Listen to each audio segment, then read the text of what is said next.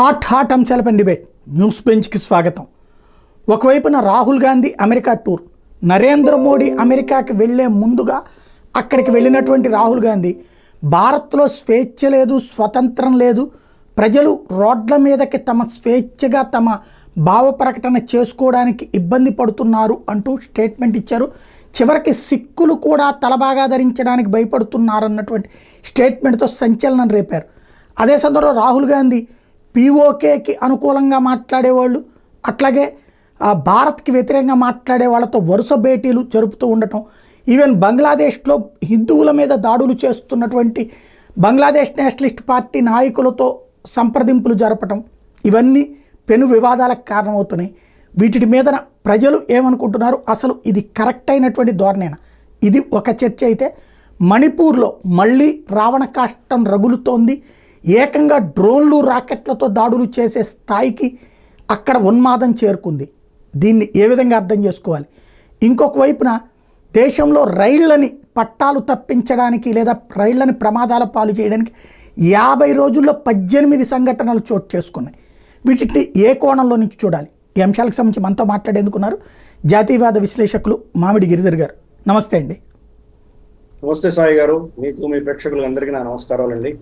గిరిధర్ గారు, రాహుల్ గాంధీ గారి అమెరికా టూర్ని ఎలా చూడాలి? రాహుల్ గాంధీ అన్నటువంటి వ్యక్తి ఒక ముఖోటా లాంటి వాళ్ళు, అంటే ఒక ఫేస్ మాస్క్ లాంటి వ్యక్తి. అతనిని ముందర ఉంచి అతని వెనకాల ఉన్న శక్తులు వాళ్ళ అజెండాని ఈ భారతదేశంలో ముందుకు తీసుకెళ్లేటువంటి ప్రయత్నాలు వాళ్ళు చేస్తున్నారు. కాబట్టి రాహుల్ గాంధీ స్వతహాగా తనకు ఎటువంటి ఆలోచన దృక్పథం ఏం లేదు, తనకు ఏ సబ్జెక్ట్ మీద కూడా పెద్ద డీప్ స్టడీ లేదు, అవగాహన లేదు. అతనిని ముందు వాడుకుంటున్నటువంటి శక్తులు చాలా ఉన్నాయి వెనకాల. అందుకని మీరు చూసారంటే కనుక రాహుల్ గాంధీ స్టేట్మెంట్ ఇచ్చి వెళ్ళిపోయిన తర్వాత తన చుట్టూతున్నటువంటి వందిమాగదలు ఎవరు ఉన్నారో వాళ్ళు దాని క్లారిఫికేషన్ ఇవ్వడము ఇవన్నీ చేసుకుంటూ వెళ్తారు. ఈయనకు మనకు తెలుసు, స్వయాన రాహుల్ గాంధీ తర్వాత చైనీస్ కమ్యూనిస్ట్ పార్టీ ఇద్దరు ఒక MOU సంతకం పెట్టినటువంటి విషయం మనకు అందరికీ తెలిసిన విషయం. అలాగే అమెరికాలో ఉన్నటువంటి డీప్ స్టేట్ ఏదైతే ఉన్నదో వాళ్ళ యొక్క జార్జ్ సోరోస్ కావచ్చు, లేదా బిల్ గేట్స్ కావచ్చు, లేదా మనకు క్లింటన్స్ కావచ్చు, ఒబామాస్ కావచ్చు, వీళ్ళందరూ కూడాను ఒక అమెరికాలో ఉన్నటువంటి డీప్ స్టేట్ యొక్క అసెట్స్. వీళ్ళందరూ వాళ్ళు తయారు చేసినటువంటి NGOలు కావచ్చు, వాళ్ళ ఆలోచన దృక్పథంతో వచ్చినటువంటి ఆర్గనైజేషన్స్ తోటే ఈయన వెళ్ళి కలవడము, ఇవన్నీ కూడాను స్పష్టంగా భారత వ్యతిరేకమైనటువంటి చర్యలకు నాంది పలకడానికి ఆయన అక్కడ వెళ్ళారు, స్పష్టంగా అర్థమవుతాం. గతసారి కూడా ప్రధానమంత్రి అమెరికాకి వెళ్లే ముందరే ఈయన కూడా అమెరికాకి వెళ్ళడం, అక్కడికి వెళితే కూడా ఈయన మొత్తం అంతా కూడా వెళ్ళిన ప్రాంతాలన్నీ కూడా కంప్లీట్ గా ఈ లెఫ్టిస్ట్ భావజాలం ఉన్నటువంటి వాళ్లే అక్కడ ఆయన ఇంటర్వ్యూ చేయడము, ప్లస్ అక్కడ భారత వ్యతిరేకమైనటువంటి స్టేట్మెంట్స్ ఆయనతో ఇప్పించడం. మనకు యూకేలో కూడా ఇదే జరిగింది. కాబట్టి దేశంలో ఒక విధమైనటువంటి అస్థిర వాతావరణము, దేశంలో అల్లకల్లోల సృష్టించడానికి మాత్రమే రాహుల్ గాంధీ ఈ ప్రయత్నాలన్నీ చేస్తున్నట్టు మనకు స్పష్టంగా అర్థమవుతాం. సిక్కులు ఈ దేశంలో వాళ్ళు పగిడి వేసుకునేటువంటి పరిస్థితి లేదా ఈరోజు సిక్కులు? నిజంగా మనం చూస్తూనే ఉన్నాం కదా, సిక్కులకు ఎంత స్వేచ్ఛ ఉన్నది ఇక్కడ. ఇన్ఫాక్ట్ వాళ్ళు అక్కడ మన షుంగు బార్డర్లో ఢిల్లీ ఆవలి వైపు వాళ్ళు ఈ వ్యవసాయ చట్టాలకు వ్యతిరేకంగా వాళ్ళు వచ్చినప్పుడు వాళ్ళని అక్కడి నుంచి ఫైరింగ్ కానీ వాళ్ళ మీద లాఠీ చార్జ్ కానీ ఏమీ జరగలేదు కదా. సో వాళ్ళు స్వేచ్ఛగా వాళ్ళ నిరసనలు తెలుపుకున్నారు. ప్రభుత్వం దాని చట్టాలను కూడా వెనక్కి కూడా తీసుకుంది. వాళ్ళ మీద ఎటువంటి చర్యలు జరగలేదు. పైపెచ్చు మోదీ గారు అక్కడికి వెళ్తే కనుక మోదీ గారిని అక్కడ ఒక దేశ ప్రధానిని ఒక ఫ్లైఓవర్ మీద ఆయన ఆపేయగలిగారంటే వాళ్ళకి ఎంత స్వేచ్ఛ ఉందో అర్థం చేసుకోవచ్చు. స్వేచ్ఛగా వాళ్ళు ఆమ్ ఆద్మీ పార్టీకి ఓటేసుకుంటున్నారు, కాంగ్రెస్కి ఓటేసుకుంటున్నారు, వాళ్ళని ఎవరు ఆపారు? పైపెచ్చు పంజాబ్లో ఈరోజు పెద్ద ఎత్తున కన్వర్షన్స్ అవుతున్నాయి. పగిడీలు వేసుకుని వాళ్ళు క్రిస్టియన్స్ కన్వర్ట్ చేస్తున్నారు. వాళ్ళని ఎవరిని ఆపారా? ఎక్కడ? అంటే ఇది ఎవరికి చెప్తున్నారు? ఏ నెరేటివ్ చెప్తున్నారు? ఎవరికి చెప్తున్నారు? అమెరికాలో ఉన్నటువంటి ఈ లెఫ్ట్ భావజాలం ఉన్నటువంటి ఈ డీప్ స్టేట్ ఎవరైతే ఉన్నారో వాళ్ళని ఉద్దేశించి చెప్పడం అనేది జరుగుతుంది. రాహుల్ గాంధీ కాదు, రాహుల్ గాంధీ వెనకాల ఉన్న శక్తులు కావచ్చు, లేదా వీళ్ళందరూ చేసేవి రెండే. ఒకటి మైనారిటీ కన్సాలిడేషన్. ముస్లింలకు ఏదో చాలా అన్యాయం జరిగిపోతుంది, వీళ్ళ పట్ల ఒక ఫ్యాసిస్ట్ RSS BJP రెజీమ్ ఏదో వీళ్ళని ఊచకోతకు వస్తోంది, జెనోసైడ్ చేస్తోంది, ఇటువంటి భయాందోళన సృష్టించడం ఒకటైతే, రెండవది హిందువులలో చీలిక తీసుకురావడం. సుప్రీంకోర్టు జడ్జిమెంట్ మీకు తెలుసు, 30-40 ఏళ్ల క్రితం వాళ్ళు ఇచ్చినటువంటి జడ్జిమెంట్లో ముస్లింలు, క్రిస్టియన్లు, జ్యూస్, తర్వాత పార్సీలు, ఈ నలుగురు మినహాయించి మిగతా వాళ్ళందరూ హిందువులే అని చాలా స్పష్టంగా వాళ్ళు చెప్పడం జరిగింది. అంటే సిక్కులు, బౌద్ధులు, జైన్లు కూడా హిందువులే, హిందువులలో ఒక సాంప్రదాయానికి చెందినటువంటి వాళ్ళు అని అప్పుడు జడ్జిమెంట్ ఇచ్చారు. కానీ కాంగ్రెస్ ప్రభుత్వాలు అప్పట్లో ఏం చేశాయంటే వీళ్లను మైనారిటీ మినిస్ట్రీలో వేశాయి. ఎక్కడా ఉన్న చట్టంలో, మన కాన్స్టిట్యూషన్లో మైనారిటీ గురించి డెఫినేషన్ లేదు. రిలీజియస్ మైనారిటీ అన్నప్పుడు వీళ్ళు మాత్రమే వస్తారు అని చెప్పి సుప్రీంకోర్టు జడ్జిమెంట్ ఉన్నది. అయినా కానీ కూడా వీళ్ళని మైనారిటీ మినిస్ట్రీలో వేసి హిందువుల నుంచి దూరం చేసేటువంటి ప్రక్రియ కాంగ్రెస్ చేసింది. సిక్కులను ఊచకోత కోసింది ఎవరు అంటే కాంగ్రెసే ఊచకోత కోసింది. గతంలో భింద్రన్వాలాని వాడుకుని అకాలీదళకు వ్యతిరేకంగా చేసినటువంటి చర్యలు ఇందిరాగాంధీ చేస్తే 84లో వాళ్ళ మీద జరుగుతున్నటువంటి ఢిల్లీలో జరిగినటువంటి నరసంహారం ఏదైతే జరిగిందో సిక్కుల మీద, దాన్ని జస్టిఫై చేస్తూ రాహుల్ గాంధీ తండ్రి రాజీవ్ గాంధీ పెద్ద వృక్షం కింద పడిపోతే కనుక భూమి ఎలాగో కదులుతుంది అని చెప్పినటువంటి స్టేట్మెంట్ మర్చిపోయారు వీళ్ళు. కాబట్టి ఇదంతా ఏంటంటే కూడా ఒక విధమైనటువంటి నెరేటివ్, మోదీ గారిని ఒక ఫ్యాసిస్ట్ గా, ఒక డిక్టేటర్ గా చిత్రీకరించేటువంటి ప్రయత్నంలో భాగంగా రాహుల్ గాంధీ ఇటువంటి స్టేట్మెంట్స్ ఇస్తున్నారు. అంటే ఎంతటి పచ్చి అబద్ధమైన కన్ను రెప్ప వాల్పకుండా చెప్పగలుగుతున్నారంటే కనుక దాని వెనకాల ఉన్నటువంటి కుట్ర ఏంటో మనం అర్థం చేసుకోవచ్చు. ఈ దేశంలో అల్లకల్లోలం సృష్టించాలన్న దృష్ట్యా ఈ శక్తులని పనిచేస్తున్నాయి. ఇందాక మీరు చెప్పినట్లు రైల్వే ట్రాక్ల మీద వాళ్ళు సిలిండర్లు పెట్టారు, పెద్ద పెద్ద అంటే చాలా బరువైనటువంటివి, ట్రైన్ పట్టాలకు తాటికి తట్టుకోగలిగినటువంటి పెద్ద పెద్ద రాళ్లు పెట్టారు. ఎన్నో యత్నాలు చేస్తున్నారు ఇక్కడ రైల్వే యాక్సిడెంట్స్ చేయడానికి. ఎందుకు? భారత ప్రభుత్వాన్ని నీచంగా కించపరుస్తూ వాళ్ళని తక్కువ చూపించే దిశగా ప్రయత్నాలు చేస్తున్నారు. దీంట్లో కొన్ని వందల మంది చనిపోతే పర్వాలేదు వాళ్ళు. కాబట్టి ఈ దేశంలో అస్థిరత తీసుకురావడానికి ఈ శక్తులన్నీ ప్రయత్నం చేస్తున్నాయి. దాంట్లో అమెరికా హస్తము ఉన్నది, అలాగే మన చైనీస్ హస్తం కూడా ఉన్నది. వీళ్ళిద్దరి యొక్క తొత్తుగా వ్యవహరిస్తున్నాడు రాహుల్ గాంధీ. అందుకనే అక్కడికి వెళ్ళడము, సునీతా విశ్వనాథ్ కావచ్చు, లేదా మనకు శామ్ పిట్రోడా కావచ్చు, వీళ్ళందరూ కూడాను కంప్లీట్ లెఫ్టిస్ట్ భావజాలం ఉన్నటువంటి శక్తులకు వీళ్ళు ఒత్తాసు పలుకుతుంటారు. వాళ్ళ ఆలోచన దృక్పథం ఏంటంటే భారతదేశాన్ని కూడా వాళ్ళ పంథాలో తీసుకువెళ్ళాలని. ఒక జాతీయవాదం ఏ దేశంలో ఉంటుందో ఆ జాతీయవాదానికి వ్యతిరేకంగా ఈ శక్తులన్నీ పనిచేస్తాయి. ఈవెన్ అమెరికాలో కూడా చూస్తే మనకు డొనాల్డ్ ట్రంప్ జాతీయవాది అని ఎప్పుడైతే వాళ్ళు నిర్ణయించారో అతని వ్యతిరేకంగా రాహుల్ గాంధీ ఇక్కడ ఏం స్టేట్మెంట్స్ ఇస్తున్నాడో కమలా హ్యారిస్ కూడా అదే స్టేట్మెంట్ అక్కడ ఇస్తున్నారు. డొనాల్డ్ ట్రంప్ గెలిచి వస్తే కనుక రాజ్యాంగం ఇంకా ఉండదు, ఈ దేశం యొక్క రాజ్యాంగం నాశనం అయిపోతుంది అని ఒక స్టేట్మెంట్ ఇచ్చింది. రాహుల్ గాంధీ అక్కడికి వెళ్ళి అదే చెప్తుంది. మేమందరం ఇండి కూటమి ఎందుకు తయారు చేసుకున్నామంటే రాజ్యాంగాన్ని కాపాడడానికి అంటున్నారు. ఈ రాజ్యాంగానికి కాలరాసింది ఎవరు? కాంగ్రెసే కదా. అంబేద్కర్ గారు ఇచ్చినటువంటి, ఆయనకు తెలియదా సెక్యులరిజం, సోషలిజం అన్న పదాలు చేర్చాలని? ఆయన స్వయాన ఇది అక్కర్లేదు, ఈ దేశంలో స్వతహాగా హిందువులందరూ కూడాను సెక్యులర్సే, కాబట్టి దీన్ని సెక్యులర్ అన్న పదం చేర్చవలసిన అవసరం లేదు అని ఆయన అప్పుడు నిర్ణయించినప్పుడు 75లో ఇందిరాగాంధీ దాన్ని పార్లమెంట్ కూడా సస్పెండ్ అయినప్పుడు కేబినెట్ అప్రూవల్ లేకుండా దాని ప్రియాంబుల్ ఎలా తీసుకొచ్చారు ఆవిడ. సో కాంగ్రెసే ఈ చట్టాన్ని దుర్వినియోగం చేసి ఎమర్జెన్సీ తీసుకురావడం దగ్గర నుంచి తీసుకుని ఇటువంటివన్నీ కూడాను పెద్ద పెద్ద మార్పులు తీసుకొచ్చింది వాళ్లే. 100 పైబడి మార్పులలో మన బీజేపీ చేసింది ఎన్ని తిప్పి కొడితే కనుక ఒక 10% కూడా లేదు. 90% మార్పులన్నీ కాంగ్రెసే చేసింది కదా. కాబట్టి రాహుల్ గాంధీ చెప్పే దాంట్లో చిత్తశుద్ధి లేదు, సత్యం లేదు. అయినా అక్కడ ఉన్నటువంటి భారత వ్యతిరేక శక్తులు ఏది వినాలనుకుంటున్నారో దానికోసం ఈయన అక్కడికి వెళ్ళి అది చెప్పడము.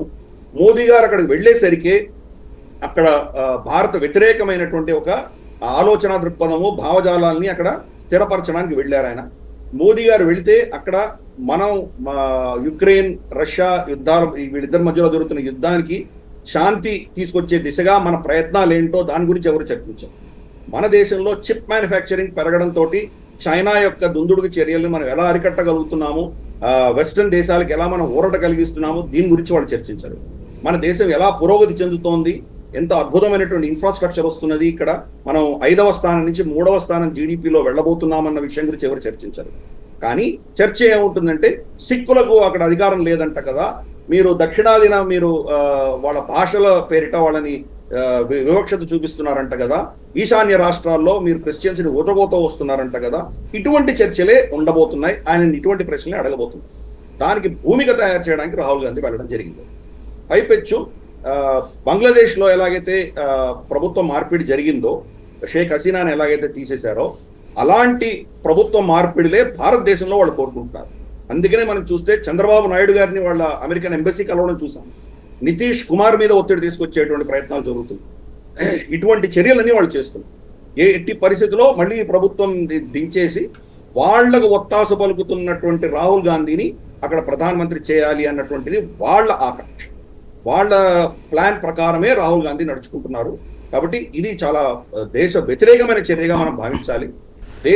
దేశం బయటకు వెళ్ళి హీనంగా దాన్ని చాలా నీచంగా చిత్రీకరించేటువంటి దౌర్భాగ్యపు పరిస్థితిని రాహుల్ గాంధీ తీసుకురావడం అన్నది నిజంగా అది దేశ ద్రోహ చట్టం కింద ఆయన నిజంగా ట్రై చేయాలని నేను భావిస్తున్నాను.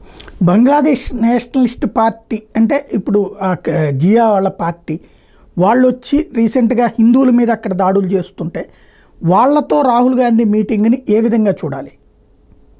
యాక్చువల్గా BNP Bangladesh nationalist party Khaleda Zia party ఏదైతే ఉందో అది భారతదేశం అంటే విపరీతమైనటువంటి అసూయ, ఈర్ష్య, కోపం ఉన్నది. వాళ్ళు భారతదేశానికి వ్యతిరేకమైనటువంటి భావజాలం ఉన్నది. ఎందుకంటే ఖలీదా జియా భర్తను భారతదేశమే చంపించింది అని చెప్పి ఆవిడ నమ్ముతుంది. కాబట్టి కాంగ్రెస్ వ్యతిరేకమైనటువంటి భావజాలం ఆవిడలో చాలా తీవ్రంగా ఉంది. అటువంటి వ్యక్తి ఈరోజు వాళ్ళ పార్టీ రాహుల్ గాంధీని కలుస్తోంది అంటే మనం అర్థం చేసుకోవచ్చు. అంటే ఈ దేశం నాశనం అవ్వాలి అని కోరుకుంటున్నటువంటి శక్తి తన భర్తని చంపినటువంటి పార్టీని కూడా కలవడానికి సిద్ధపడింది అంటే కనుక దాని వెనకాల ఎంత భయంకరమైన కుట్ర ఉందో మనం అర్థం చేసుకోవచ్చు. కాబట్టి ఈరోజు అక్కడ హిందువుల పట్ల జరుగుతున్న దాని గురించి వాళ్ళు ఏదో సున్నం రాసేటువంటి ప్రయత్నం ఆయన మొహమ్మద్ యూనుస్ చేస్తున్నారు. ఇది ఏదో పొలిటికల్ ఘటనలే కానీ వీళ్ళందరూ అవామీ లీగ్ని సపోర్ట్ చేశారు కాబట్టి వాళ్ళ మీద దాడులు జరిగాయని చెప్పడం, అక్కడ హిందువుల పట్ల, హిందువుల గుళ్ళ పట్ల జరుగుతున్నటువంటి దాడులు మనం చూసాము. అలాగే అక్కడ జరుగుతున్నటువంటి ఇప్పుడు వరదలు వచ్చాయి, వరదల్లో చిక్కుకున్నటువంటి హిందువుల పట్ల ఎలా ప్రవర్తిస్తున్నారో చూస్తున్నాం. వాళ్ళ యజ్ఞోపవీతాలు తెంచి, వాళ్ళ తాడిబొట్లు తెంచి వాళ్ళ చేతికి ఇస్తేనే వాళ్లకు ఆహారం ఇస్తున్నారు. అటువంటి దౌర్భాగ్య పనులు చేస్తున్నారు. వాళ్ళ ధర్మాన్ని తిట్టినందుకు దానికోసం నిలబడినటువంటి మోండల్ అన్నటువంటి ఒక యువకుడు అతన్ని కొట్టి చంపుతుంటే ఆర్మీ దగ్గరుండి చూస్తాం. ఇటువంటి శక్తులకు ఈరోజు రాహుల్ గాంధీ ఒత్తాసు పలుకుతున్నాడంటే అతనిలో ఎంత డీప్గా, ఎంత దీర్ఘంగా లోపల హిందూ హేట్రెడ్ అన్నది, హిందూ వ్యతిరేకత అన్నది, హిందువుల పట్ల అతనికి ఎటువంటి భావజాలం ఉన్నదో స్పష్టంగా అర్థమవుతుంది. అంటే బయటకి డ్రామాకి జనేవుదారి బ్రాహ్మణం చెప్పడము, ఏదో మహాకాళేశ్వరుడి దగ్గరికి వెళ్ళి దండాలు పెట్టడం, ఇవన్నీ ఒక ఎత్తు అయితే నిజంగా అతనిలో ఉన్నటువంటి హిందూ హేట్రెడ్ అనేది స్పష్టంగా ఈరోజు అర్థమవుతున్నది. బిఎన్పి ప్రభుత్వం ఉన్నప్పుడు, ఖలీదా జియా ప్రభుత్వం ఉన్నప్పుడు ఎన్నో వేల మందిని ఊచకోత కోసారు హిందువులను. అప్పుడు కూడా వాళ్ళ ఆస్తులను జప్తు చేశారు. ఈ రోజు దాకా వాళ్ళ ఆస్తులు మళ్ళీ వెనక్కి తీసుకోలేనటువంటి పరిస్థితి ఈరోజు అక్కడ ఉన్నది. దుర్భరమైన పరిస్థితి. రమారమి ఆవిడ హయాంలో ఒక 3 నుంచి 4% హిందువుల సంఖ్య తగ్గిపోయింది అని మనకు కొంతమంది చెప్తున్నారు. అటువంటి వ్యక్తులతో రాహుల్ గాంధీ కలవడం అంటే మనం అర్థం చేసుకోవచ్చు. ఈ దేశంలో మొత్తం ఎన్ని అంశాలు ఉన్నాయో, ఏ అంశంలో ఈ దేశంలో చీలికలు తీసుకురావచ్చో అవన్నీ ప్రయత్నాలు రాహుల్ గాంధీ చేస్తున్నారు. బెంగాల్ కావచ్చు, లేదా మనకు ఈశాన్య రాష్ట్రాలు అస్సాం లాంటి ప్రాంతాలు కావచ్చు, త్రిపుర కావచ్చు, అక్కడ ఉన్నటువంటి పరిస్థితులన్నీ కూడాను బంగ్లాదేశ్లో ఏం జరిగినా దాని ప్రభావం అక్కడ మనకు కనబడుతుంది. రేపు అక్కడ ఖలీదా జియా ప్రభుత్వం కనుక వచ్చిందంటే కనుక హిందువుల పట్లే కాదు, భారతదేశానికి వ్యతిరేకంగా చాలా చేయబోతుంది. పాకిస్తాన్ నుంచి వాళ్ళు ఈరోజు ఆర్డిఎక్స్ కొంటున్నారు. ఆర్డిఎక్స్ బంగ్లాదేశ్కి ఎందుకు అవసరం? వాళ్ళ శత్రువులు ఎవరు లేరు కదా. వాళ్ళ సరిహద్దులు భారతదేశం తప్ప ఇంకే దేశంతో సరిహద్దులు లేవు కదా. ఇంకా మియన్మార్తో ఉన్నది, కానీ మియన్మార్కి సంబంధం వాళ్ళకి చాలా ఎక్కడో చిన్న కొద్దిపాటి సరిహద్దు మాత్రమే ఉన్నది మియన్మార్ తోటి. దాంతో వాళ్ళకి ఏమి ఇబ్బందులు లేవు అక్కడ. అటువంటి పరిస్థితుల్లో వాళ్ళు ఆర్డిఎక్స్ ఎందుకు అంటే వాళ్ళు మన దేశంలో, భారతదేశంలో ఆర్డిఎక్స్ పేలుళ్లు చేయడానికి ముందరే స్కెచ్ వేశారని స్పష్టంగా అర్థం చేసుకోవాలి. అటువంటి శక్తి, అటువంటి పార్టీని రాహుల్ గాంధీ కలుస్తున్నాడంటే కనుక ఈ దేశాన్ని మొత్తం తగలబెట్టడానికి ఎటువంటి స్కెచ్లు జరుగుతున్నాయో మనం అర్థం చేసుకోవచ్చు. గతంలో కొన్ని నెలల క్రితం రాహుల్ గాంధీ గారి స్టేట్మెంట్ మీకు గుర్తుండే ఉంటుంది. ఈ దేశంలో మేము కెరోసిన్ వేసి పెట్టాం రెడీగా, ఒక అగ్గిపుల్ల వేయడం ఒకటే బాకీ, అది వేశామంటే మొత్తం తగలబడుతుంది అని ఆయన పబ్లిక్ ఎలక్షన్ ర్యాలీలో చెప్పారు. కాబట్టి ఈరోజు దానికి తయారీ జరుగుతున్నది. ఈ దేశంలో రైల్ యాక్సిడెంట్స్ కావచ్చు, లేదా మతపరమైన ఘర్షణలు కావచ్చు, ఖలిస్తానీ మూకల విధ్వంసాలు కావచ్చు, లేదా ప్రాంతీయవాదానికి సంబంధించినటువంటి ఘర్షణలు కావచ్చు, ఉత్తరాది దక్షిణాది మధ్యలో ఉన్నటువంటి అంశాలు కావచ్చు, లేదా ఈశాన్య రాష్ట్రాల్లో ఉన్నటువంటి చాలా సెన్సిటివ్ గా ఉన్నటువంటి అంశాలు కావచ్చు, వీటినన్నింటినీ కూడా ఎక్స్ప్లాయిట్ చేసి దేశంలో ఒక విధమైనటువంటి భయంకరమైన అంతర్గత అస్థిరత తీసుకొచ్చేటువంటి ప్రయత్నం చేయడానికి రాహుల్ గాంధీ వెనకాల ఉన్నటువంటి శక్తులన్నీ ప్రయత్నం చేస్తున్నాయి. దాంట్లో బిఎన్పి కూడా వాళ్ళ భూమిక వాళ్ళకి చేస్తుంది. మరొక ప్రధానమైన అంశం పిఓకే మద్దతుదారులతో భేటీ. అంటే వీళ్ళతో ఇప్పుడు బిఎన్పితో మీటింగ్ అప్పుడు ఏమయ్యా మా హిందువుల్ని మీ దేశంలో వేధిస్తున్నారంట అని చెప్పడం కానీ, లేదంటే ఇప్పుడు పిఓకేలో ఉన్నటువంటి వాళ్ళు భారత్లో కలుస్తానంటున్నారు వచ్చేయమనండి అని చెప్పడం కానీ ఏమన్నా జరుగుతున్నదని అనుకోవచ్చు రాహుల్ గాంధీ ద్వారా? సాయి గారు, మీకు గతంలో కూడా చెప్పాను, దయచేసి దాన్ని పిఓకే అనకండి, పిఓజేకే అనండి. కరెక్ట్. అది వాళ్ళ కాశ్మీర్ ప్రాంతం వాళ్ళ దగ్గర లేదు. వాళ్ళ దగ్గర ఉన్నది పంజాబీ, డోగ్రీ, సరాయికి మాట్లాడే ప్రాంతాలు మాత్రమే, వెస్టర్న్ జమ్మూ మాత్రమే వాళ్ళ దగ్గర ఉన్నది. ఎనివే దాని పిఓజేకేలో ఉన్నటువంటి భారత వ్యతిరేక శక్తులను మాత్రమే ఆయన కలుస్తున్నారంటే మనం అర్థం చేసుకోవచ్చు ఇతని భావజాలం ఎలాంటిదో. ఆ క్యాంపెయిన్ లో కూడా చూసాం మనం, ఆర్టికల్ 317 మళ్ళీ పునర్స్థాపించాలి, అలాగే అక్కడ టెర్రరిస్ట్ చట్టాల ప్రకారం వాటి వల్ల అరెస్ట్ అయినటువంటి వ్యక్తులందరినీ మేము మళ్ళీ రిలీజ్ చేస్తామని చెప్పడం, ఇటువంటి స్టేట్మెంట్స్ అన్ని వాళ్ళు ఒమర్ అబ్దుల్లా పార్టీ ఇవ్వడం, వాళ్ళతోటి వీళ్ళు ఒప్పందం కుదుర్చుకొని వీళ్ళు ఇండి గఠబంధన్ అక్కడ కంటెస్ట్ చేయడం మనం చూసాం. దానికి భిన్నంగా బీజేపీ ఏం చెప్తోంది, రాజ్నాథ్ సింగ్ గారు ఏం చెప్పారు, పిఓజేకేలో ఉన్నటువంటి వాళ్ళు కూడా భారతీయులే, వాళ్ళు ఇక్కడ ఉన్నటువంటి డెవలప్మెంట్ చూసి మళ్ళీ ఈ సైడ్కి రావాలని కోరుకుంటున్నారు, వాళ్ళు మాతో కలవాలని మేము కోరుకుంటున్నాము అని చెప్పి ఆయన చెప్పడం. అంటే ఒక అఖండ భారతాన్ని మళ్ళీ వెనక్కి తీసుకోవాలనే దృక్పథంతో బీజేపీ వెళ్తుంటే, మళ్ళీ ఈ దేశాన్ని టెర్రరిజం వైపు మళ్ళీ గతంలో 90 దశకంలో ఉన్నటువంటి దౌర్భాగ్యపు పరిస్థితికి మళ్ళీ వెనక్కు తీసుకెళ్లేటువంటి ప్రయత్నం ఒమర్ అబ్దుల్లా, రాహుల్ గాంధీ చేస్తుంది. ఇందాక నేను చెప్పాను కదా, ప్రతి రాష్ట్రంలో మనకు ఉన్నటువంటి విభేదాలు కావచ్చు, సమాజంలో ఉన్నటువంటి మనకు ఉన్నటువంటి వైవిధ్యాలు కావచ్చు, దాని విభేదం కూడా అనను, వైవిధ్యాలని విభేదాలుగా తీసుకొచ్చేటువంటి ప్రయత్నం వీళ్ళు చాలా కష్టపడి చేస్తున్నారు. ఆ దృష్ట్యానే మనం చూస్తే ఆయన ఇచ్చిన statement, even miss India contestants లో ఓబీసీ ఎస్సీ ఎస్టీలు ఎవరు లేరు అని చెప్పి ఒక స్టేట్మెంట్ కూడా మనం చూసాము. ఏమైనా అర్థం ఉందా దానికి? సైన్యంలో అదే పరిస్థితి తీసుకొచ్చారు. మన అగ్నివీరులకు సంబంధించి అక్కడ జాతివాదం, అలాగే మనకు అక్కడ పుల్వామాలో దాడిలో చనిపోయినటువంటి సిఆర్పిఎఫ్ జవాన్లలో అందరూ తక్కువ కులాల వాళ్ళు చనిపోయారు అనడం, అంటే సైన్యంలో కూడా ఒక విధమైనటువంటి విద్వేషం తీసుకొచ్చి కులపరమైనటువంటి తీసుకొచ్చే ప్రయత్నం ఆయన చేశారు. కాబట్టి అదే పంథాలో ఇప్పుడు కూడా అదే జరుగుతున్నది. దేశ విభజన కారకులు దేశాన్ని ఇంకా చిన్న భిన్నం చేయాలి, భారత వ్యతిరేకంగా గజ్వాయే హిందూ చేయాలి అన్నట్టు ఉన్నటువంటి వాళ్ళని ఈయన కలవడము. అంతేకాదు అమెరికన్ ఎంబసీ కూడా వీళ్ళు వెళ్ళి అక్కడ ఒమర్ అబ్దుల్లాని కలవడము, ఇక్కడ రేవంత్ రెడ్డి గారిని, తర్వాత చంద్రబాబు నాయుడు గారిని కలవడము, అలాగే ఉద్ధవ్ ఠాక్రేని కలవడము. బీజేపీ వాళ్ళని ఎందుకు కలవలేదు? వాళ్ళు ఒక అపోజిషన్ పార్టీలో ఉన్న వాళ్ళు ఎందుకు కలుస్తున్నారు? రీసెంట్ గా ఒక ఇన్ఫర్మేషన్ వచ్చింది, కొంతమంది ఎవరైతే మన పంజాబ్, హర్యానా ప్రాంతంలో ఉన్నటువంటి కొంతమంది రైతులు ఎవరైతే ఉన్నారో బీజేపీకి వ్యతిరేకంగా ఉన్నటువంటి వాళ్ళు, గతంలో టికాయిట్ లాంటి వాళ్ళు, వీళ్ళు ముసుగు వేసుకుని రాత్రిపూట అమెరికన్ ఎంబసీ, ఢిల్లీలో ఉన్నటువంటి చాణక్యపురి అమెరికన్ ఎంబసీలోకి వెళ్ళారని, వాళ్ళు 2-3 గంటలు అక్కడ చర్చించి బయటకు వచ్చారని, మరుసటి రోజే వాళ్ళు భారత వ్యతిరేకంగా ఇక్కడంతా తగలబడబోతోంది అని స్టేట్మెంట్ ఇచ్చిన విషయం కూడా ఇంటెలిజెన్స్ బ్యూరో గమనించింది. కాబట్టి ఈ దేశంలో భయంకరమైనటువంటి అస్థిరత తీసుకొచ్చే ప్రయత్నమే రాహుల్ గాంధీ చేస్తున్నారు. దేశ విద్రోహ శక్తులు పిఓజేకేలో ఉన్నటువంటి వ్యక్తులని వత్తాసు పలుకుతున్నటువంటి పార్టీ రాహుల్ గాంధీ. దౌర్భాగ్యవశాత్తు ఆయనకు ఓటు వేస్తున్నది మనవాళ్లే కాబట్టి ఆయన దగ్గర నుంచి ఇదే మనం ఎక్స్పెక్ట్ చేయొచ్చు. ఇటువంటి వాళ్లకు వ్యతిరేకంగా మనం కనుక నిలబడగలిగితే అప్పుడే మనకు సురక్షితంగా మనం ఉండగలం, కానీ లేకపోతే ఈ పరిస్థితులు ఇలాగే ఉంటాయి. మన ప్రజలే, భారతీయ ప్రజలే మనం ఇంజనీర్ రషీద్కు ఓటేసాం. ఇంజనీర్ రషీద్ కరడుగట్టిన వేర్పాటువాది, అతను జైల్లో ఉన్నాడు, అతనికి మనం ఓటేసి గెలిపించాం. అమృత్ పాల్ సింగ్కి మనం ఓటేసి గెలిపించాం, మనం బెయింట్ సింగ్ కుమారునికి ఓటేసి గెలిపించాం. కాబట్టి మరి ప్రజలు నిర్ణయిస్తున్నారు. మరి ఈ దేశం ఇలాగే అస్థిర పరిస్థితుల్లోకి వెళ్ళాలి అనుకుంటే కనుక మరి వాళ్ళు ఓటేసినందుకు వాళ్ళు అదే వస్తుంది. లాలూ ప్రసాద్ యాదవ్ ఓటు వేసి కనీసం 15 సంవత్సరాలు బీహార్ అధపాతాళంలోకి వెళ్ళిపోయింది. ఈ రోజు దాని పైకి వచ్చేటువంటి పరిస్థితి కనిపించట్లేదు. మరి అటువంటి వాళ్ళకి ఓటేస్తే అలాగే ఉంటుంది పరిస్థితి. మరి అందుకనే వాళ్ళ అజెండా ప్రకారమే వాళ్ళు ప్రవర్తిస్తుంటారు. జమ్మూ కాశ్మీర్ విభజనకు సంబంధించిన అంశాలు కావచ్చు, లేదా తమిళనాడులో భాషాపరమైన అంశాలు కావచ్చు, ఈశాన్య రాష్ట్రాల్లో అంశాలు కావచ్చు, ఎక్కడైనా కానీ సమాజాన్ని చీల్చే దిశగానే వీళ్ళ ఆలోచన దృక్పథము, కార్యాచరణ ఉంటుంది వీళ్ళది. ఒక బంగ్లాదేశ్ జర్నలిస్టు ఒక అతను షోయబ్ చౌదరి రెగ్యులర్గా సోనియా గాంధీకి సంబంధించి, రాహుల్ గాంధీకి సంబంధించి కొన్ని పోస్టులు పెడుతున్నాడు, కొన్ని ఫోటోలు, కొన్ని వీడియోలు ఇట్లాంటివి కూడా ప్రొజెక్ట్ చేస్తున్నాడు. రాహుల్ గాంధీకి పెళ్ళయిందని, లేకపోతే సోనియా గాంధీకి అక్కడ ఉన్నటువంటి ఇతర ఏరియాల్లో ఉన్నటువంటి కనెక్షన్స్ ఇవన్నీ బీజేపీ సృష్టిస్తోంది అన్నటువంటిది కాంగ్రెస్ పార్టీ వాళ్ళు చేసేటటువంటి వ్యాఖ్య. అయితే స్వయంగా సోనియా గాంధీ మాట్లాడట్లేదు, రాహుల్ గాంధీ మాట్లాడట్లేదు. దీన్ని ఎలా అర్థం చేసుకోవాలి?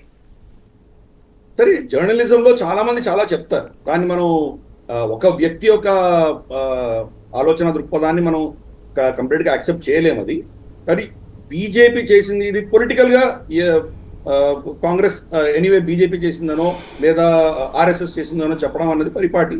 దాంట్లో మనం పెద్దగా ఆశ్చర్యపడవలసింది ఏం లేదు. కానీ అది ఒక జర్నలిస్ట్, ఆయన దగ్గర ఉన్నటువంటి ఫోటోలు, ఆయన దగ్గర ఉన్నటువంటి ఏవైతే ఆధారాలు ఉన్నాయో దాని ఆధారంగా ఆయన ఒక థియరీ తీసుకొచ్చారు. సత్యాసత్యాలు భగవంతునికి ఎరుక. ఎందుకంటే సుబ్రహ్మణ్య స్వామి గారు కూడా గతంలో మనకు తెలుసు, వీళ్ళకు రెండు పాస్పోర్ట్స్ ఉన్నాయి. ఒక భారతీయ పాస్పోర్ట్ ఉన్నది, ఒక ఇటాలియన్ పాస్పోర్ట్ ఉన్నది. వీళ్లకు భారత చట్టం ప్రకారం ఇంకో దేశ పాస్పోర్ట్ ఉంటే కనుక వాళ్ళు ఈ దేశ పౌరసత్వం వాళ్ళకి పోతుంది. కాబట్టి సోనియా గాంధీ ప్రధానమంత్రి అవ్వడానికి వీల్లేదు. నేను వెళ్ళి అప్పుడు అబ్దుల్ కలాం గారికి చెప్పి నేను ఆవిడని ప్రధానమంత్రి అవ్వకుండా ఆపాను అని ఆయన స్టేట్మెంట్ ఇచ్చారు అప్పట్లో. మరి అది ఆయన స్టేట్మెంట్. నిజంగా ఇప్పుడు రాహుల్ గాంధీకి అటువంటి 2 పాస్పోర్ట్లు ఉన్నాయా, ప్రియాంక వాడ్రాకి 2 పాస్పోర్ట్లు ఉన్నాయా, ఎవరు చెప్పాలి? ఏదైనా నిర్ణయిస్తే ప్రభుత్వం నిర్ణయించాలి. ఇంతవరకు ప్రభుత్వం అది చెప్పలేదు కాబట్టి వాళ్ళు గెలుస్తున్నారు, పార్లమెంట్ కూర్చుంటున్నారు, లీడర్ ఆఫ్ అపోజిషన్ కూడా అయ్యారు ఆయన. కాబట్టి ఇవన్నీ కూడా థియరీస్ చాలా ఉంటాయి. రాహుల్ గాంధీ మధ్యప్రదేశ్లో ఎవరినో రేప్ చేశారని చెప్పి మీరు వెళ్ళి గూగుల్ సెర్చ్ చేస్తే దాంట్లో రాహుల్ గాంధీ రేప్ కేసు అని చాలా ప్రామినెంట్గా ఉన్నది. ఆ అమ్మాయి మాయమైపోయిందని, ఇటువంటివి చాలా ఉన్నాయి. దీని ఆధారాలు ఎక్కడ ఉన్నాయి? నిజంగా ఇటువంటి థియరీలు చాలా ఉంటాయి. థియరీ ఉన్నంత మాత్రాన మనం దాని సత్యాసత్యాలు మనం చెప్పలేము. సత్యం అయి ఉండొచ్చు కాక, రాహుల్ గాంధీకి పెళ్లి వివాహం అయి ఉండొచ్చేమో, మనకు తెలియదు. కానీ వాళ్ళు యాక్సెప్ట్ చేయనంత వరకు, లేదా ఇంటెలిజెన్స్ వర్గాలు లేదా ఇంకేదైనా ఇన్వెస్టిగేటివ్ జర్నలిస్ట్ ఇంకిద్దరు ముగ్గురు దాన్ని పుష్టీకరించేంత వరకు మనం దీన్ని నిజంగా యాక్సెప్ట్ చేయలేము. అది ఒక వ్యక్తి యొక్క జర్నలిజం కిందనే మనం భావించాలి. అతని ఒపీనియన్ అది. సో దీన్ని మనం నిజంగా యాక్సెప్ట్ చేయలేనటువంటి పరిస్థితి. కొన్ని ఆధారాలు దొరికాయి. ఫర్ ఇన్స్టెన్స్ మనకు యూకేలో తను కొన్ని కంపెనీలలో డైరెక్టర్గా ఉన్నప్పుడు తను యూకే సిటిజన్ అని చెప్పి రాసుకొని దాంట్లో అప్లై చేసినటువంటి ఆధారాలు కొన్ని బయటపడ్డాయి మన దగ్గర. కానీ ఆ కంపెనీలు ఈరోజు మూతపడ్డాయి. దానికి సంబంధించి బహుశా భారత ప్రభుత్వం ఇంకా ఇన్వెస్టిగేట్ చేయవలసిన ఆవశ్యకత ఉన్నది. అది జరగలేదు. కాబట్టి ఇటువంటి న్యూస్ చాలా వస్తుంటాయి. వచ్చిన ప్రతి న్యూస్కి క్రెడిబిలిటీ మనం ఇమ్మీడియట్గా మనం దాన్ని చేయలేము. సరే, వాళ్ళ విజ్ఞతకు వదిలేద్దాం. రైట్. మరొకటి, మణిపూర్లో ఇప్పుడు ఏకంగా రాకెట్ల దాడులు చేయగలిగిన స్థాయికి వచ్చారు. ఏంటి దాని వెనకాల ఉన్న సీక్రెట్? మనకు రాకెట్లు ఎవరు వాడుతున్నారు ఆ ప్రాంతంలో, రాకెట్లు ఎలా వచ్చాయి అని చూస్తే కనుక సరిహద్దుకు ఆవలి వైపు, మియన్మార్ వైపు ఈ కుకీ రెబల్స్ ఎవరైతే ఉన్నారో, అండ్ ఈ కుకీ జాతి వాళ్ళు 2 ప్రాంతాల్లో కూడాను వాళ్ళు ఉన్నారు. మియన్మార్ సైడ్ ఉన్నారు, భారత సైడ్ ఉన్నారు. మియన్మార్ సైడ్ ఉన్నటువంటి కుకీలు అక్కడ ఉన్నటువంటి జుంటా ఆర్మీ ప్రభుత్వానికి వ్యతిరేకంగా వాళ్ళు ఉద్యమాలు చేసి చాలా ప్రాంతాల్ని ప్రభుత్వం అధీనం నుంచి వాళ్ళ అధీనంలోకి తీసుకున్నారు. గతంలో మనకు ఎలా ఉండేదంటే అక్కడ బార్డర్ చాలా ఓపెన్గా ఉండేది. మనకు బార్డర్ 16 కిలోమీటర్లు వాళ్ళు మన సైడ్ రావచ్చు, 16 కిలోమీటర్లు మనము మియన్మార్ సైడ్కి వెళ్ళవచ్చు. ఎందుకంటే కుటుంబాలు అటు ఇటు ఉండేవి, ఇద్దరు పెళ్లిళ్ళు చేసుకునేవాళ్ళు. కాబట్టి అటు ఇటు వెళ్ళి రావడం అనేది చాలా సహజంగా ఉండేది. తెగలు అన్ని ఒకటే కాబట్టి అలా అటువంటి అరేంజ్మెంట్ ఉండేది. ఇన్ఫ్యాక్ట్ నేపాల్లో కూడా మనకు అదే పరిస్థితి. నేపాల్లో ఉన్నటువంటి దక్షిణ ప్రాంతంలో ఉన్నటువంటి నేపాల్, అలాగే మనకు బీహార్లో ఉన్నటువంటి ప్రాంతాలు, ఈ రెండిట్లో కూడాను రోటీ బేటీకా రిష్తా అని అంటాం కదా, వాళ్ళు ఇక్కడ వచ్చి వివాహం చేసుకోవడం, ఇక్కడి నుంచి వాళ్ళు వెళ్ళడం. కాబట్టి చాలా సునాయాసంగా ఈ సరిహద్దులు దాటి వెళ్ళేటువంటి పరిస్థితి అక్కడ ఉండదు. దాన్ని ఎక్స్ప్లాయిట్ చేసి కొండ ప్రాంతంలో, వనాలలో, మన అడవులలో, మన దేశ ప్రాంతంలో వాళ్ళు వచ్చి స్థావరాలు ఏర్పరచుకుని అక్కడి నుంచి వాళ్ళు దాడులు చేస్తున్నారు. కాబట్టి ఈ మయన్మార్లో వాళ్ళు యుద్ధం చేస్తున్నటువంటి కుకీ ఆర్మీ ఏదైతే ఉందో, కచిన్ అన్నటువంటి ప్రాంతం, అక్కడి నుంచి వీళ్ళకి రాకెట్స్ వచ్చాయి. అక్కడి నుంచి రాకెట్స్ వచ్చి మన మీద ఫైర్ చేస్తుంది. ఈ రాకెట్స్ కూడా వాళ్ళకి ఎక్కడి నుంచి వచ్చాయి? చైనా నుంచి వచ్చాయి. డ్రోన్స్ కూడా చైనా నుంచి వచ్చాయి. చైనా ఏం చేస్తుందంటే ఈ ఎవరైతే ఈ శక్తులు ఉన్నాయో మియన్మార్ ప్రభుత్వానికి వ్యతిరేకంగా పోరాటం చేస్తున్నాయో వాళ్లకు అస్త్రాలు ఇస్తున్నారు, మియన్మార్ ప్రభుత్వానికి అస్త్రాలు ఇస్తున్నారు, ఇద్దరికీ అస్త్రాలు ఇస్తున్నారు. పైపెచ్చు మన ఈశాన్య రాష్ట్రాలలో కొంత అస్థిర వాతావరణం క్రియేట్ చేయడానికి చైనా చాలా కాలంగా ప్రయత్నం చేసింది. గత 40 ఏళ్లుగా అక్కడ మనకు ఉన్నటువంటి వేర్పాటువాదం అన్నది చైనానే పట్టి పోషించింది. చిన్న రాష్ట్రమైనటువంటి మేఘాలయలో రమారమి 10 మంది వేర్పాటు సైన్యాలు ఉండేవి. అలాగే మిజోరాం, అలాగే మనకు నాగాలాండ్లో అయితే నాగాలాండ్ ఫర్ క్రైస్ట్ అని చెప్పేసి ఉద్యమం నడిపించారు, అది అమెరికా నడిపించింది. కాబట్టి ఈ శక్తులన్నీ అమెరికా కావచ్చు, చైనా కావచ్చు, ఈశాన్య రాష్ట్రాల్లో చాలా వాళ్ళ ప్రభావం చాలా ఉన్నది. ఇక్కడ డ్రగ్ మాఫియా కూడా మియన్మార్ గుండా చాలా డ్రగ్స్ వెళ్తున్నాయి. ఈరోజు ఆఫ్ఘనిస్తాన్లో తాలిబాన్ వచ్చిన తర్వాత డ్రగ్స్ ఒక ఎత్తు అయితే మియన్మార్ డ్రగ్ ట్రాన్సిట్ హబ్గా చాలా పెద్ద ట్రాన్సిట్ హబ్గా తయారైంది. మియన్మార్ నుంచి ఆవలి వైపు థాయిలాండ్కి, ఎస్పెషలీ మనకు తెలుసు బ్యాంకాక్లో ఎటువంటి సంస్కృతి ఉందో మనకు తెలుసు. అక్కడ సెక్స్ ఇండస్ట్రీ కావచ్చు, డ్రగ్ ఇండస్ట్రీ కావచ్చు, భయంకరంగా ఉన్నది. అక్కడి నుంచి మనకు ఇంకా నెక్స్ట్ అమెరికా కావచ్చు, ఆస్ట్రేలియా కావచ్చు, ఇవన్నీ కూడా డ్రగ్స్ వెళ్తూ ఉంటాయి. కాబట్టి మియన్మార్ ఒక పెద్ద ట్రాన్సిట్ హబ్గా తయారైంది. వాళ్ళ యొక్క దుకాణం బంద్ అవుతుందేమో అన్న భయంతో వాళ్ళు ఈ దాడులు చేస్తున్నారు. అది మన సైనిక స్థావరాల మీద దాడులు చేస్తున్నారు, మన సైనికుల యొక్క అస్త్రాలు తీసుకువెళ్తున్నారు. చాలా భయంకరమైనటువంటి పరిస్థితి క్రియేట్ చేశారు. అంటే దీంట్లో చర్చ్ ఇన్వాల్వ్, కుక్కీలందరూ కూడా క్రిస్టియన్స్, 95% క్రిస్టియన్స్ వాళ్ళు. సో చర్చ్ ఇన్వాల్వ్ అయి ఉంది దీంట్లో. రెండవది చైనా ఇన్వాల్వ్ అయి ఉన్నది. మూడవది అమెరికా ఇన్వాల్వ్ అయ్యింది. ఈ ముగ్గురు ఇన్వాల్వ్మెంట్ అక్కడ మనకు స్పష్టంగా కనిపిస్తున్నది. కాబట్టే ఈ దేశం బయట నుంచి ఉన్నటువంటి శక్తుల వల్లనే ఈ ప్రమాదం అంతా మనకు అక్కడ మయన్మార్లో చూస్తున్నాం. చిన్న మయన్మార్, అక్కడ ఏదో చిన్న ఘర్షణలు జరుగుతున్నాయి, 2 తెగల మధ్యలో జరుగుతున్నటువంటి ఘర్షణలు. యూరోపియన్ యూనియన్ పార్లమెంట్ లో మనకు వ్యతిరేకంగా క్రిస్టియన్లను చంపుతున్నారు అని చెప్పి వాళ్ళు రెజల్యూషన్ పాస్ చేస్తున్నారు. మెయితీలు చనిపోయింది వాళ్ళకి కనిపించలేదు, హిందువులు చనిపోయింది వాళ్ళకి కనిపించట్లేదు. క్రిస్టియన్లు చనిపోతున్నారు, క్రిస్టియన్లకు వ్యతిరేకంగా ఈ ఫ్యాసిస్ట్ హిందుత్వ ప్రభుత్వం చేస్తోంది అని చెప్పేసి ఒక నేరేటివ్ తీసుకొచ్చే ప్రయత్నం అక్కడ చేశారు. అమెరికాలో కూడా అదే పరిస్థితి. అమెరికన్ మన సెక్రటరీ ఆఫ్ స్టేట్ బిల్ ఆయన పేరేంటి, ఆంటోనీ బ్లింకెన్ మన జయశంకర్ గారిని కలిసినప్పుడు మియన్మార్ గురించి అడుగుతారా అంటే ఏమైనా అర్థం ఉందా? మన దేశంలో మన పరిస్థితులు ఏమున్నాయో దాని గురించి మనం బాధపడాలి. మనం ఏదో అంతర్గతమైన విషయాలు మనం ఏదో తేల్చుకుంటాం, దాన్ని ఏదో మన సమస్య పరిష్కారం తెచ్చుకుంటాం. వీళ్ళకి ఎందుకు పట్టింది? ఎందుకంటే చర్చ్ ఇన్వాల్వ్ అయ్యేసరికి క్రిస్టియన్స్ అందరూ వాళ్ళకి కావాలి అన్నటువంటి ఒక భావన. మరి ఎంతవరకు ఇది సత్యమో అసత్యమో నాకు తెలియదు, కానీ షేక్ హసీనా చెప్పినట్టు స్టేట్మెంట్ కూడా దాని ఈ దృష్టిలో చూస్తే కనుక బహుశా అది సత్యమే అనిపిస్తుంది. ఒక క్రిస్టియన్ దేశాన్ని తయారు చేసే ప్రయత్నం అమెరికా చేస్తోంది అని అంటున్నారు. సో కొంత ప్రాంతం కాక్సస్ బజార్ లాంటి ప్రాంతం బంగ్లాదేశ్ నుంచి, తర్వాత కచిన్ ప్రావిన్స్ మియన్మార్ నుంచి, బహుశా కొన్ని మన మేఘాలయ, మన మణిపూర్, నాగాలాండ్, మిజోరాం ఈ ప్రాంతాల నుంచి కొంత, మిజోరాంలో కూడా 96%, 97% క్రిస్టియన్సే ఉన్నారు. నాగాలాండ్లో అయితే ఆల్మోస్ట్ 98% క్రిస్టియన్సే ఉన్నారు. కాబట్టి ఈ ప్రాంతాలన్నీ కలుపుకొని ఒక క్రిస్టియన్ దేశం తయారు చేయాలి అన్నటువంటి అమెరికా ఆలోచన దృష్ట్యా వాళ్ళు ఇక్కడ చర్చను ప్రేరేపించి ఇటువంటి చర్యలు చేయిస్తున్నారా? వాళ్లకు వత్తాసు పలుకుతూ యూరోపియన్ యూనియన్లో, అమెరికాలో ఈ రెజల్యూషన్స్ పాస్ చేయడము, భారతదేశం మీద ఒత్తిడి తీసుకురావడం లాంటివి చేస్తున్నారా? ఇవన్నీ కూడా పెద్ద ప్రశ్నలు ఉన్నాయి భారతదేశానికి. మనం ఆచితూచి వ్యవహరిస్తున్నాము. ఎందుకంటే ఇక్కడ ఉన్నటువంటి పరిస్థితి ఇప్పుడు ఈరోజు వచ్చినటువంటి సమస్య కాదు, ఏదో బీజేపీ వచ్చినప్పుడు వచ్చిన సమస్య కాదు. ఇది గత 60-70 ఏళ్లుగా చాలా రగులుతున్నటువంటి సమస్య. దీనికి చాలా పెద్ద కారణాలు ఉన్నాయి. నా దృష్ట్యా ఆర్టికల్ 371 ఒక పెద్ద కారణమని నేను భావిస్తున్నాను. భారత ప్రభుత్వం దాన్ని అలా భావించట్లేదు. అది ఇన్ఫాక్ట్ ఆర్టికల్ 371ని మణిపూర్కి ఇచ్చిన రోజు నుంచి ఈ గొడవలు స్టార్ట్ అయింది. ఆర్టికల్ 371 లేదు మణిపూర్ కూడా ఆర్టికల్ 371 ఈ ఎన్డీఏ ప్రభుత్వమే ఇచ్చినప్పటి నుంచి కూడా ఈ గొడవలన్నీ చాలా పెద్ద ఎత్తున జరిగాయి. ఆర్టికల్ 370 ఒక ప్రమాదం అయితే 371 కూడా అంతే ప్రమాదం. అక్కడ పెట్టుబడులు రావు, అక్కడ ఇన్వెస్ట్మెంట్స్ రావు, వాళ్ళకు ఉద్యోగ అవకాశాలు ఉండవు, ఇతరులు బయట నుంచి వచ్చి అక్కడ సెటిల్ అయ్యేటువంటి పరిస్థితి లేదు. అప్పుడు ఏమవుతుందంటే ఆ ప్రాంతం అంతా కూడాను ఒక క్లోజ్డ్, ఒక గుడిలో ఒక రూమ్ లో పెట్టి తాళం వేసినటువంటి పిల్లిలాగా తయారవుతారు.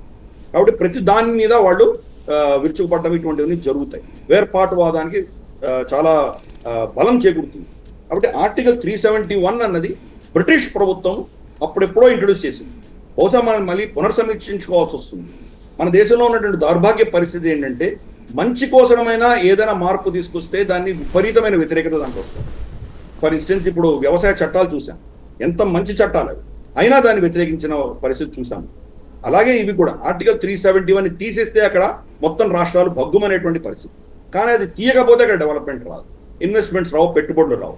ఈరోజు ఆర్టికల్ 370 తీసేసినందుకు ఈవెన్ యుఏఈకి సంబంధించినటువంటి ఎమిరాటీ కంపెనీ ఎంఆర్ వచ్చి అక్కడ ఇన్వెస్ట్మెంట్ చేస్తాం. అందరూ రాగలరు, ఎవరైనా రాగలరు. దానిని ఆపేయడంతో ఈ పరిస్థితి. బ్రిటిష్ ఎందుకు చేశారంటే అక్కడ క్రిస్టియన్ మిషనరీలు మాత్రమే వెళ్ళాలి. నాగా సాధువులు కానీ, మన అఘోరీలు కానీ, మన సాధువులు కానీ, లేదా రామకృష్ణ మఠ్ కానీ, వీళ్ళందరూ వెళ్ళి అక్కడ ఉన్నటువంటి హిందువులని మత మార్పిడి అవ్వకుండా ఆపగలిగేటువంటి పరిస్థితి ఉండకూడదు అని చెప్పి ఆర్టికల్ 370 పెట్టడం జరిగింది. ఈ రోజు దాన్ని అలాగే కంటిన్యూ చేస్తున్నాం. నికోబార్ ఐలాండ్స్కి మీరు నేను వెళ్ళలేము సాయి గారు. ఎందుకు వెళ్ళలేము? కానీ క్రిస్టియన్ మిషనరీ ఇంగ్లాండ్ నుంచి వస్తే అతను వెళ్ళొచ్చు. ఎందుకు? అక్కడ మొత్తం క్రిస్టియన్ అయిపోయారు కాబట్టి వాళ్ళ తెగకి సంబంధించినటువంటి మతానికి సంబంధించిన వ్యక్తులు వస్తే వాళ్ళు వెళ్ళొచ్చు. కానీ మీరు నేను వెళ్ళడానికి వీల్లేదు. కాబట్టి ఈ ఆర్టికల్ 371 కూడా అక్కడ చాలా విపరీతంగా ప్రభావం చూపిస్తోంది. ఈరోజు మనం మణిపూర్లో అదే ప్రభావం చూస్తున్నాం మనం. దాని యొక్క పర్యవసానమే ఇది. ఎందుకు కొట్టుకుంటున్నారు? రిజర్వేషన్లు ఎందుకు కొట్టుకుంటున్నారంటే అక్కడ ఉపాధి అవకాశాలు లేవు. వాళ్ళకు ఉన్నటువంటి కొన్ని ఉద్యోగాలలోనే ఈ తెగకిస్తే వాళ్ళ పరిస్థితి ఏంటి, వాళ్ళకి ఇస్తే వీళ్ళ పరిస్థితి ఏంటి కొట్టుకుంటున్నారు ఇద్దరు. అదే కనుక అక్కడ ప్రైవేట్ రంగం వచ్చి అక్కడ ఇన్వెస్ట్మెంట్స్ వచ్చి ప్రాసెసింగ్ సెంటర్స్ వచ్చి మనకు మోదీ గారు చెప్పినట్టు యాక్ట్ ఈస్ట్ పాలసీలో ఇక్కడి నుంచి డైరెక్ట్గా మనం మియన్మార్, తర్వాత థాయిలాండ్, తర్వాత అటు నుంచి మనం వియట్నాం అంతా మనం ఈ ప్రాంతం అంతా కనుక మనం కారిడోర్ వేసుకుని ల్యాండ్ రూట్ కనుక వేసుకున్నామంటే ఇక్కడ కూడా విపరీతమైన డెవలప్మెంట్ వస్తుంది. ట్రేడింగ్ పాయింట్ ఉంటుంది. అక్కడి నుంచి లావోస్ నుంచి, తర్వాత వియట్నాం, కంబోడియా ఈ ప్రాంతాల నుంచి మనం ఏదైతే తెచ్చుకుంటామో అవన్నీ ఇక్కడ మణిపూర్ గుండా మనకు దేశంలోకి వస్తాయి. అలాగే మనం తయారు చేసేటువంటి సరుకులు మణిపూర్ గుండా వెళ్తాయి. కాబట్టి అద్భుతమైనటువంటి ఒక ఎకనామిక్ పవర్ అవ్వగలదు. కానీ ఎప్పుడైతే ఈ ఆర్టికల్ 371 పెట్టడము ఇవన్నీ జరిగాయో వాళ్ళకి ఉద్యోగ అవకాశాలు లేవు, అక్కడ ఏమి జరగదు. కాబట్టి ఈ ఘర్షణలు జరుగుతుంది. కాబట్టి ఇది చాలా సుదీర్ఘమైనటువంటి విషయం, సున్నితమైనటువంటి విషయం. భారతదేశం ఈ సమస్యను పరిష్కరించుకోవాలి. కానీ ఇతరత్ర మిగతా దేశాలందరూ కూడాను ఈ ప్రాంతంలో వాళ్ళు జోక్యం చేసుకోవడంతో మనకి ఇటువంటి ఇబ్బందులు వస్తున్నాయి. కాశ్మీర్లో ఎన్నికల్లో నేషనలిస్ట్ కాన్ఫరెన్స్ కాంగ్రెస్ కూటమి గెలవడానికే ఎక్కువ అవకాశాలు ఉన్నాయి అని చెప్తున్నారు. అదే జరిగితే ఆర్టికల్ 370 పునరుద్ధరణ లాంటి వాళ్ళ హామీలు ఆచరణ జరగబోతున్నాయా? ఆర్టికల్ 370 అన్నది మన రాజ్యాంగంలో ఇప్పటికి కూడా ఉన్నది. ఫస్ట్ అది అర్థం చేసుకోవాలి. ఆర్టికల్ 370ని తీసేయలేదు. కానీ ఆర్టికల్ 370 కాశ్మీర్కి వర్తించేటువంటి ఆ పరిస్థితిని మాత్రం ఒక ప్రెసిడెన్షియల్ ఆర్డర్ తోటి తీసివేయడం జరిగింది. పార్లమెంటులో ఎటువంటి చట్టము తీసుకురాలేదు. ప్రెసిడెన్షియల్ ఆర్డినెన్స్ తోటి దీన్ని వర్తింప చేయకుండా ఒక ఆర్డినెన్స్ ఇష్యూ చేసింది భారత ప్రభుత్వం. అది ఎవరు ఇవ్వగలరు? భారత ప్రభుత్వం ఇవ్వగలరు, ప్రెసిడెంట్ ఇవ్వగలరు. వీళ్ళు అక్కడ ఫుల్ మెజారిటీతో 100% సీట్స్ గెలిచి వాళ్ళు అక్కడ అసెంబ్లీలో, జమ్మూ కాశ్మీర్ అసెంబ్లీలో వీళ్ళు వచ్చి రెజల్యూషన్ పాస్ చేసినా దానికి ఎటువంటి ఎఫెక్ట్ ఉండదు. ఎందుకంటే ఆర్టికల్ 370 అనేది భారత రాజ్యాంగంలో స్టేట్ సబ్జెక్ట్ కానే కాదు. స్టేట్కి ఎటువంటి పవర్స్ లేవు, దానికి ఎటువంటి వాళ్ళ పరిధి దాటి ఉన్నది. మహా అంటే ఒక రెజల్యూషన్ పాస్ చేయొచ్చు, అంతకుమించి ఏం లేదు. ఫర్ ఇన్స్టెన్స్ వెస్ట్ బెంగాల్లోను, కేరళలోను సిఏకి వ్యతిరేకంగా వాళ్ళు చట్టాలు వాళ్ళు ఒక రెజల్యూషన్ పాస్ చేశారు. దానివల్ల ఏమైనా లాభం ఉందా? పౌరసత్వం అన్నది కేంద్ర ప్రభుత్వం అధీనంలో ఉంటుంది. వీళ్ళు రెజల్యూషన్ పాస్ చేసినంత మాత్రాన వాళ్ళకి చేతిలో ఏమీ లేదు. ఇన్ఫ్యాక్ట్ వాళ్ళ ప్రభుత్వాలు అక్కడ ఉన్నటువంటి వ్యక్తులకు వ్యతిరేకంగా వాళ్ళ కలెక్టర్లని ఆదేశిస్తారేమో అన్న పరిస్థితులు వస్తాయన్న ఉద్దేశంతో భారత ప్రభుత్వం ఆన్లైన్ అప్లై చేసుకోమని చెప్పారు. అంటే ఆ రాష్ట్ర ప్రభుత్వాలకు ఎటువంటి సంబంధం లేకుండా కూడా వాళ్ళకు పౌరసత్వం వచ్చేటువంటిది సిఏఏ చట్టం.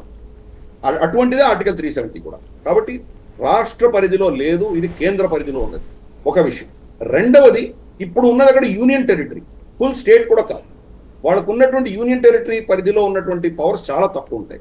ఎందుకంటే దాని పేరే యూనియన్ టెరిటరీ. మొత్తం కేంద్ర ప్రభుత్వం నడిపిస్తుంది. వాళ్ళ బడ్జెట్ కానీ, వాళ్ళ ట్యాక్సెస్ కానీ ఇవంతా కూడా కేంద్ర ప్రభుత్వం నిర్ణయిస్తుంది. అలాగే అక్కడ లా అండ్ ఆర్డర్, పోలీస్ కంప్లీట్గా సెంట్రల్ గవర్నమెంట్ అధీనంలో ఉంటుంది, వీళ్ళ అధీనంలో ఉండదు. కాబట్టి ఇది ఆఖరి యత్నం వాళ్ళు చేస్తున్నారు. ఆర్టికల్ 370 గురించి మళ్ళీ ఏదో ఒక సెంటిమెంటల్ గా భావోద్వేగంగా ఓటు వేస్తారేమో అన్న ప్రయత్నం, ఆఖరి ప్రయత్నం జరుగుతున్నది. నాకు తెలిసి వాళ్ళకి మెజారిటీ రాదు. వాళ్ళిద్దరికి సీట్లు ఒకవేళ వచ్చినా కానీ కూడా బహుశా మళ్ళీ సంకీర్ణ ప్రభుత్వం వచ్చేటువంటి అవకాశాలు ఎక్కువ ఉన్నాయి. ఎందుకంటే జమ్మూ ప్రాంతంలో మళ్ళీ మనకు బీజేపీకే మెజారిటీ వచ్చేటువంటి అవకాశాలు ఉన్నాయి. కాబట్టి గతంలో కూడా చూసాం మనం, అక్కడ మెహబూబా ముఫ్తీ, ఇక్కడ బీజేపీ కలిస్తే కానీ ప్రభుత్వం ఏర్పాటు చేయలేనటువంటి పరిస్థితి. జమ్మూలో ఉన్నటువంటి పార్టీలను మినహాయించి కశ్మీర్ లోయలో ఉన్నటువంటి పార్టీలు మాత్రమే వాళ్ళు ఫామ్ చేసేటువంటి పరిస్థితులు ఉండకపోవచ్చు. ఇన్ఫ్యాక్ట్ అక్కడ జమాతే ఇస్లామీ సంబంధించినటువంటి వ్యక్తులు ఇండిపెండెంట్స్ గా కంటెస్ట్ చేస్తున్నారు. అలాగే కొంత గతంలో వేర్పాటువాదం ఉన్నటువంటి వ్యక్తులు కూడా ఇండిపెండెంట్స్ గా కంటెస్ట్ చేస్తున్నారు. మరి సజాద్ లోన్ లాంటి వాళ్ళు కంటెస్ట్ చేస్తున్నారు. సో కాబట్టి కంప్లీట్ గా వీళ్ళకి సీట్లు వస్తాయని మనం చెప్పలేం. ఒకవేళ వాళ్ళు కలిసి వాళ్ళ కూటమికి మంచి సీట్లు వచ్చినా కానీ కూడా ఈ ఇండిపెండెంట్స్ అందరూ కలిసి బహుశా బీజేపీతో కలిసి బీజేపీ ప్రభుత్వం ఏర్పాటు చేయొచ్చు. ఇటువంటివన్నీ అవకాశాలు లేకపోలేదు. నేను అనుకోవడం మోస్ట్ లైక్లీ అది ఒక హంగ్ అసెంబ్లీ ఉంటుంది. ఈ ఇండిపెండెంట్సే దాన్ని నిర్ణయిస్తారు. వారు మరి ఇండి గఠబంధన్ కి సమర్థన ఇస్తారా లేదా బీజేపీకి సమర్థన ఇస్తారా, ఏమవుతుంది అప్పుడు చూడాలి. కాబట్టి అక్కడ ఉన్నటువంటి పరిస్థితి, జమ్మూలో వచ్చేటువంటి మ్యాండేట్ ని విస్మరించలేనటువంటి పరిస్థితి ఈరోజు ఆ స్టేట్ లో ఉంది.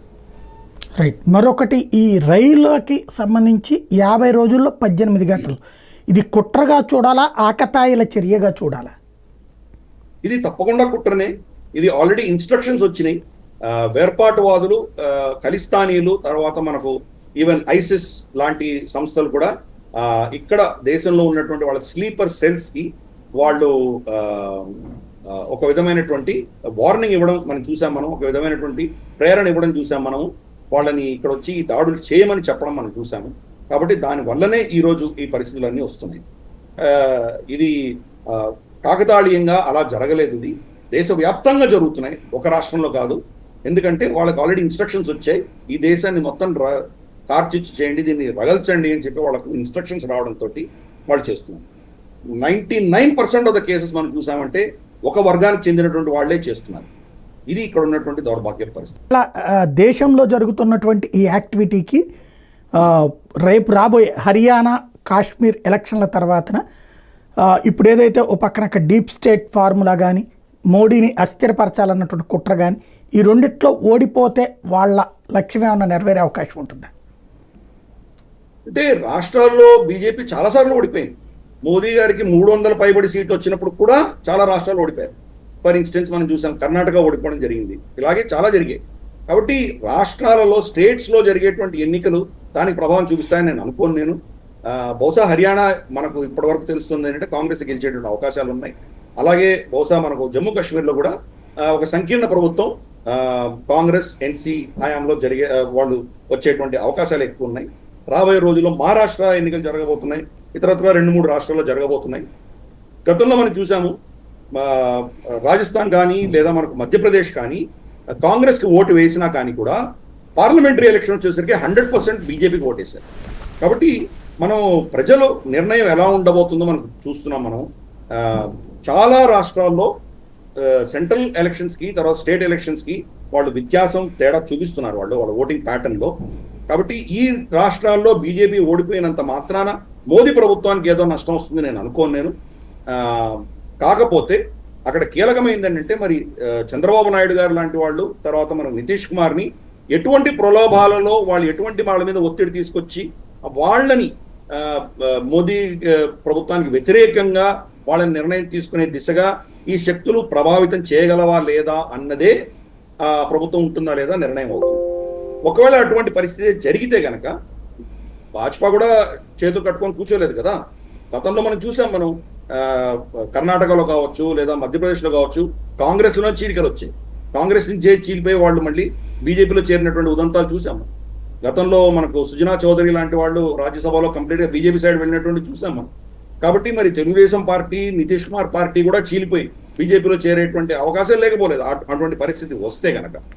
కాబట్టి ఇటువంటి పొలిటికల్ ప్రెషర్స్లో మరి అమెరికా కావచ్చు, డీప్ స్టేట్ కావచ్చు ఎటువంటి ప్రభావం చూపించబోతోందో, వాళ్ళ యొక్క అజెండాకు ఇక్కడ ఉన్నటువంటి పొలిటికల్ పార్టీస్ ఎలా ప్రవర్తించబోతున్నాయి అన్న దాని మీదనే మరి అక్కడ ఎలా ఉండబోతోందో మనకు అర్థమవుతుంది.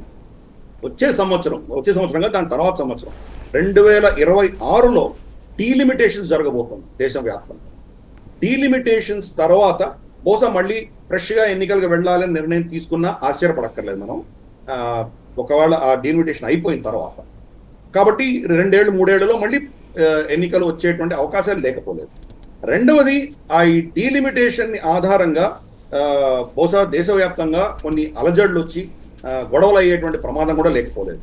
దక్షిణాది ఫర్ ఇన్స్టెన్స్ మాకు అన్యాయం జరిగింది అని చెప్పేసి వీళ్ళు ఏదో ఇక్కడ ఒక విధమైన అస్థిర వాతావరణం వచ్చేటువంటి అవకాశాలు ఉన్నాయి, అలాగే ఈశాన్య రాష్ట్రాల్లో. కాబట్టి ఇటువంటి పరిస్థితులలో బహుశా మళ్ళీ ఎన్నికలకు వెళ్ళవలసినటువంటి ఆవశ్యకత వచ్చినా మనం ఆశ్చర్యపడక్కర్లేదు. ప్రస్తుతానికి హర్యానా జమ్మూ కాశ్మీర్ ఎలక్షన్స్ వల్లనే భారత ప్రభుత్వానికి ముప్పు ఉంటుంది అని నేను భావించాను. Correct, thank you very much అండి. ఇది పరిస్థితి. దేశంలో అచ్చనకాలం ఉన్నటువంటి వాస్తవం ఏంటి అన్నటువంటిది అయితే ప్రతి ఒక్కళ్ళు చర్చించాల్సినటువంటి సందర్భం. దేశాన్ని అస్థిరపరచాలనేటటువంటి కుట్రల వెనకాల ఉన్నటువంటి అంశాలను కనుక భారతీయులు ఆలోచించకపోతే మన భవిష్యత్తుతో పాటుగా మన భవిష్యత్ తరాల భవిష్యత్తును తాకట్టు పెట్టినట్టు అవుతుంది.